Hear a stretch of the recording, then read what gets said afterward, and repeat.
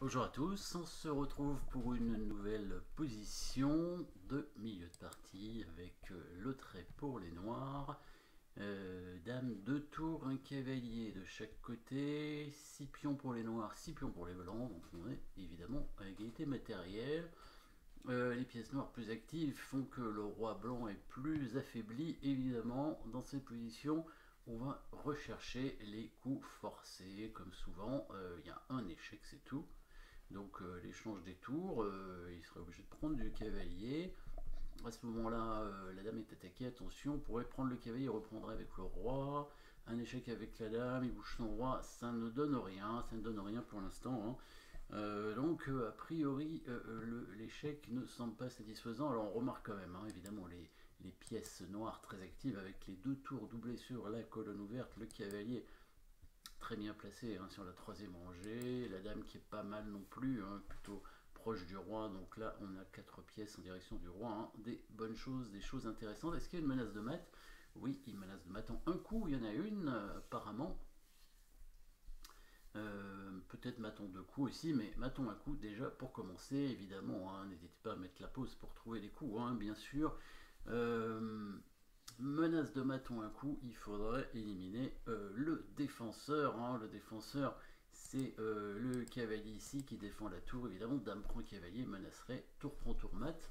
Donc si on fait dame prend cavalier, il va devoir reprendre la dame, soit du pion, soit de la tour. Alors s'il prend de la tour, on prendrait la tour sur échec, et après on ferait tout simplement échec. Il va monter son roi là où il y a la tour en ce moment, c'est-à-dire en G2, et on ferait échec en F2 et on récupérerait la dame et on aurait gagné un cavalier. Hein, si on regarde bien cette variante-là, si jamais il prend avec la tour ici, on fait échec, il est obligé de faire ça, on fait échec et on va simplement récupérer la dame, garder un cavalier d'avance et en plus on va prendre pas mal de pions certainement. Ensuite, ce qui veut dire qu'il va devoir prendre avec le pion évidemment. Bon, on va prendre la tour quand même sur échec et là il aurait la case en H2. Et à ce moment-là, qu'est-ce qu'il faudrait faire d'intéressant? C'est ça qu'il faut voir, c'est le coup suivant, le coup c'est après. Pour l'instant, on a pris tour cavalier, on a donné une tour dame contre tour et cavalier. Bon, ce qui n'est pas énorme, hein, on a donné une qualité finalement. Il va falloir récupérer du matériel et un coup, un bon coup évidemment. Est-ce que c'est un coup invisible? Je sais pas. En tout cas, c'est un coup qu'il faut voir avant de jouer ça, évidemment. Sinon, peut-être qu'on va pas le jouer. Il n'y a pas de raison de donner une dame contre tour et cavalier s'il n'y a rien après. Hein. Y a pas, on va pas faire ça. Hein. On ferait un autre coup. On ferait, par exemple, dame G5 pour attaquer le pion E3. Voilà, un coup classique, quoi. Alors, on échange des tours et on amène la dame ensuite devant en F3 à la place de la tour. Voilà, on garde l'avantage évidemment avec les noirs. Mais on sait que, on pense que dame prend cavalier a la possibilité de conclure tout de suite la partie. Il faut voir le coup suivant. Après, tour prend F1, échec. Est-ce qu'il y aurait un échec après? Il y aurait tour H1, mais c'est pas suffisant. Une menace de mat? Oui, on pourrait faire tour F5 ou cavalier F2. Tour F5, il va faire G4, il va bloquer la tour. Cavalier F2, menacerait tour H1 évidemment. Il pourrait éventuellement faire tour G1 pour empêcher tour H1. Je pense qu'il n'y a pas trop le choix. Sur cavalier G4 échec, il viendrait en H1. On pourrait faire tour F2 après, donc c'est pas si simple. Sur cavalier G4 échec, peut-être roi H3. En tout cas, intéressant déjà le coup cavalier F2. Mais il y a peut-être encore mieux. Bon, alors on va jouer les coups. On reprend. Cavalier F2 est intéressant puisque ça menace donc mat en H1. Il y a peut-être le coup G4 qui part le mat. Ah non, ça part pas le mat. Hein. On peut faire quand même mat en deux coups avec tour H1 et tour H3. Donc il faudrait quand même faire tour G1. Et sur cavalier G4, venir en H3 avec le roi hein, pour attaquer le cavalier du coup. On donnerait la tour en G1 contre le cavalier. Les noirs auraient deux tours, hein, un avantage, parce que les deux tours sont plus actives.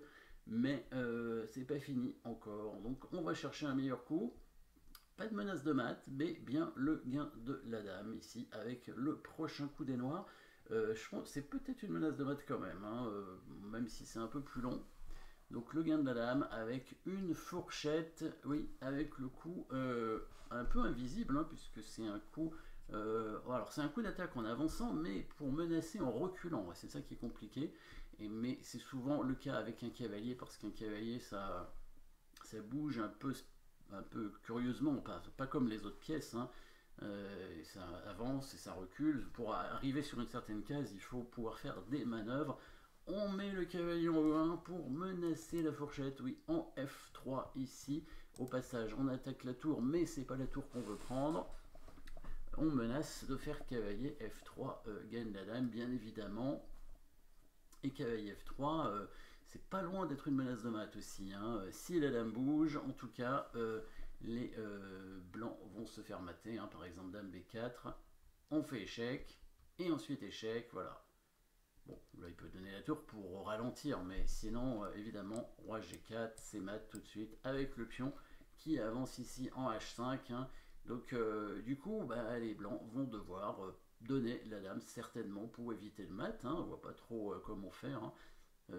Autrement, ouais, parce que c'est aussi du coup une menace de mat, hein, avec le coup de cavalier en F3. Si met la dame en E2, on fait échec, ouais, ça change pas grand chose, hein, et on fait échec ici. Voilà, là il est pas mat parce qu'il peut faire tour H2 et donner sa dame, mais évidemment on aura une tour de plus à la fin, hein, donc évidemment c'est gagnant facilement. Voilà, petite combinaison avec ce joli coup de cavalier à voir. Après, on peut le jouer quand même si on voit pas le coup de cavalier, on se dit cavalier F2, bon, c'est pas le mieux évidemment, hein, parce que on a vu qu'ici il y a tour G1, échec, roi H3, qui permet après de récupérer les cavaliers. Les noirs restent mieux, mais c'est pas une position gagnante, hein. Enfin c'est pas fini, hein, du tout, hein. La position reste à l'avantage des noirs, mais sans plus. Évidemment, cavalier E1 est beaucoup plus fort et on a intérêt quand même à le voir avant de sacrifier la dame. Voilà, merci d'avoir suivi cette position et à très bientôt.